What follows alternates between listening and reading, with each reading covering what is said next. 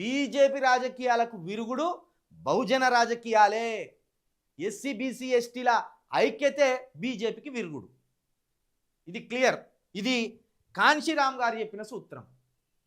కాన్షీరామ్ గారు చెప్పిన సూత్రం. బీజేపీని నడిపిస్తున్నది ఎవరంటే తిలక్, తల్వార్, తరాజ్. తిలకం పెట్టుకున్నవాడు, కత్తులు పట్టుకున్నవాడు, తరాజులు పట్టుకున్నవాడు బీజేపీని నడిపిస్తున్నాడు. మనమేం చేయాలి? రాజ్యాంగం అనే మహా ఆయుధాన్ని పట్టుకొని కాన్షీరామ్ బాటలో, ఇదే అంబేద్కర్ గారి బాటలో ఈ దేశాన్ని రక్షించుకోవాలి. అందుకే కదా రాహుల్ గాంధీ రాజ్యాంగం బుక్ పట్టుకొని నేను రాజ్యాంగ పరిరక్షణ అని మంచిగా ఏతుల పోషెట్టి లెక్క మాట్లాడుకుంటా నడుచుకుంటా పోయింది. ఏమన్నాడు? సమాజ్ జోడో అనే యాత్ర చేసిండు కదా, భారత్ జోడో. అబ్బో సమాజ్ జోడో అని ఎందుకు చేస్తాడు? భారత్ జోడో. మరి భారత్లో ఎన్ని కులాలు ఉన్నాయని మాత్రం చెప్పాడు.